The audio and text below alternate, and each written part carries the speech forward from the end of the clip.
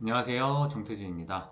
오늘은 초등학생들 그리고 초등학생 자녀를 두신 학부모님들께 몇 마디 드려보고자 합니다. 저도 이제 지인분들이 있고 지인분들이 저한테 수학 뭐 어떻게 해야 돼? 뭐 이런 이제 질문들을 직접적으로 혹은 간접적으로 이렇게 좀 하고는 하는데 오히려 이제 중고등학생 때는 잘 안 물어봐요. 이미 어느 정도 이제 파악을 하신 건지 보통은 잘 안 물어보는데 가장 질문이 많을 때가 오히려 초등학생 때 이제 수학 공부를 뭔가 본격적으로 해야 될 것 같은데 뭐부터 해야 돼? 뭐 이런 질문들이 사실 가장 많습니다. 저 같은 경우에는 그런 질문들이 왔을 때 그냥 무조건적으로 하는 말이 일단 책을 많이 읽어야 돼. 책 많이 읽는 게 제일 중요해. 뭐 이렇게 얘기를 합니다. 보통 근데 그렇게 얘기를 하면 좀 실망하죠. 너무 일반적인 얘기고 책 많이 읽으라는 거는 누구나 다 어디서든지 똑같은 얘기를 하니까. 저 같은 경우에는 모르겠어요. 다른 분들이 왜 책을 많이 읽으라고 하는지는 모르겠으나 그러니까 수학을 가르치는 입장에서 책을 많이 읽어야 하는 이유에 대해서 조금 말씀을 드려보자면 제가 이제 아이들을 이제 가르치고 어떤 수준에서 들어오던지 간에 목표로 한 커리큘럼이나 과정을 차근차근 이렇게 쭉 진행을 했을 때 아이들이 느끼는 이제 가장 어떤 어려운 벽이라고 해야 될까요? 그런 단계가 어떤 단계냐면 시중에 있는 심화 문제집들까지도 거의 어느 정도는 반복적으로 문제를 풀면서 어느 정도 좀 익숙해. 소위 말하는 어려운 문제라고 하더라도, 심화 문제라고 하더라도, 그게 이제 반복적으로 있는 이 문제집에도 있고, 이 문제집에도 있고, 뭔가 좀 자주 기출이 됐었고, 그런 어려운 문제지만, 그런 문제들까지는 어느 정도 좀 반복을 해주면서, 어느 순간에는 그걸 자기 걸로 만들거든요.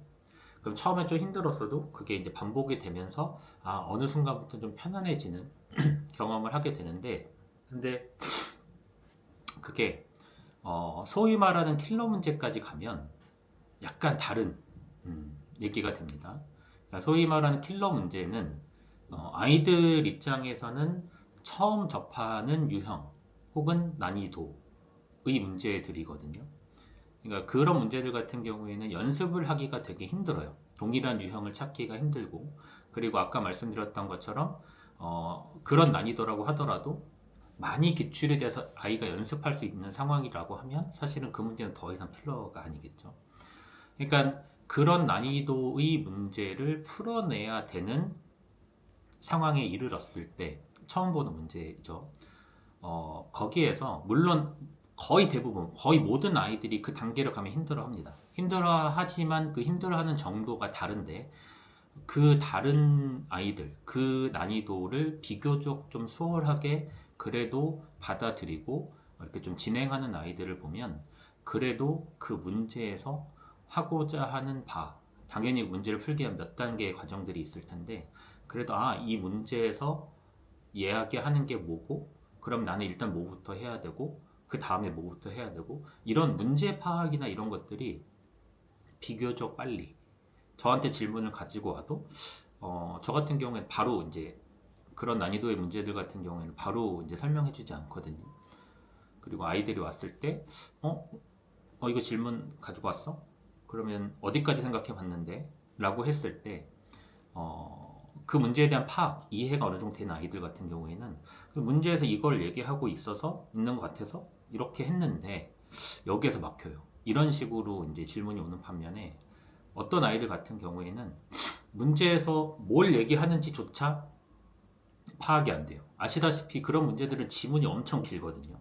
엄청 길고 그래프도 있고 혹은 뭐 그림이나 어떤 그 보기에서의 그런 어떤 복잡한 어떤 과정들 그 보기에서 말하는 조건들이 있는데 이 조건이 도대체 뭘 말하는 건지 그걸 파악해서 또 그 다음 단계를 생각해야 되고 이런 과정들을 거친다고 했을 때 책을 많이 읽고 그런 내용들을 파악하고 이해하는 데 있어서 조금 익숙한 아이들 같은 경우에는 일단 그 단계가 일단 좀 빨리 지나가는데 책 읽는 거에 익숙하지 않고 그런 요약하고 문맥을 파악하는 데 익숙하지 않은 학생들 같은 경우에는 일단 그런 단계까지 갔을 때 일단 설명해 줘요.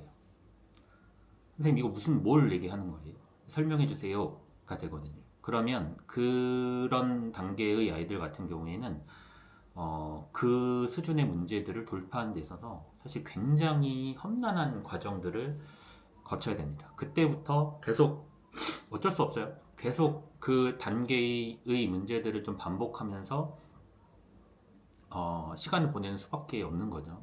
그래서 개인적으로는 가장 답답한 순간들이 거기입니다. 어느 정도는 제가 이제 도움을 줄 수 있는 영역까지는 끌고 오는데 그 다음 단계, 이 단계를 넘어서는 데 있어서는 기본적으로 학생 스스로 뭔가 해결해야 되는 부분들이 있는데 그런 파악, 문제에서 뭘 얘기하는지조차도 파악이 안 되는 상황에서는 사실 제가 뭐 당연히 가르쳐 줄 수 있죠. 근데 그 문제에 한해서는 이렇게 하는 거야 라고 하지만 그럼 그 다음 문제는? 그럼 그 다음 문제는 또 어떻게 할 건데? 가 되는 거죠. 그래서 개인적으로 아이들 가르침에 있어서 아이들도 그리고 저도 실제 이제 설명을 해주고 가르쳐주는 입장에서는 그 단계를 돌파하는 게 사실 너무 힘들거든요.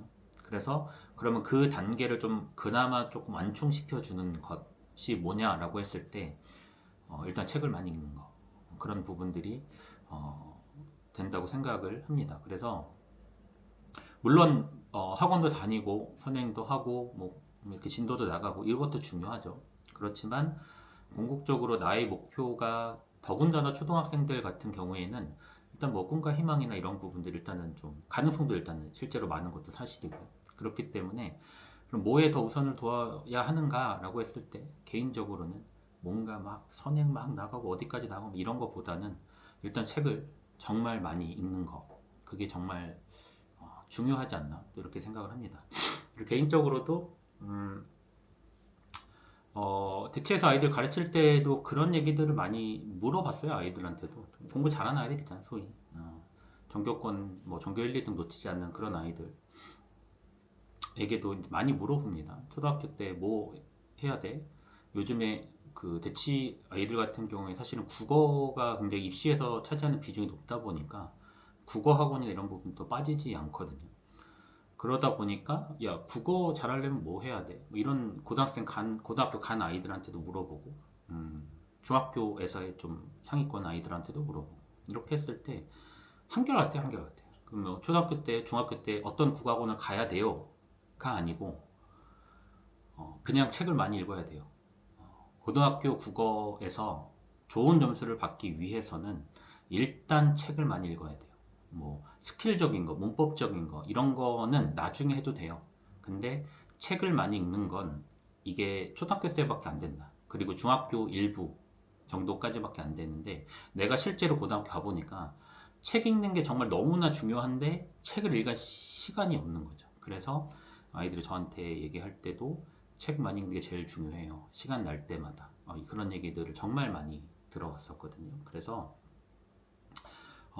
초등학생 아이를 두신 학부모님들의 경우에 우리 아이들 수학 어떻게 해야 돼? 뭐부터 해야지? 라는 것도 사실 중요하지만 그리고 학원을 다니고 선행을 하고 뭐 이런 것도 중요하지만 정말 우리 아이 독서 계획 어떻게 조금 세워야 되는지 일단은 많이 읽히고 그리고 그것에 대해서 내용적으로 어떤 정확하게 좀 판단하고 있는지 그런 것들을 채워주는 게 정말 중요하지 않을까 개인적으로 생각하고 있습니다. 그래서 오늘은 초등학생들 그 다음에 학부모님들에게 그런 책을 많이 읽어야 된다. 왜 책을 많이 읽어야 되는가에 대해서 한번 말씀을 드려봤습니다. 여기까지 하겠습니다. 정태준입니다. 감사합니다.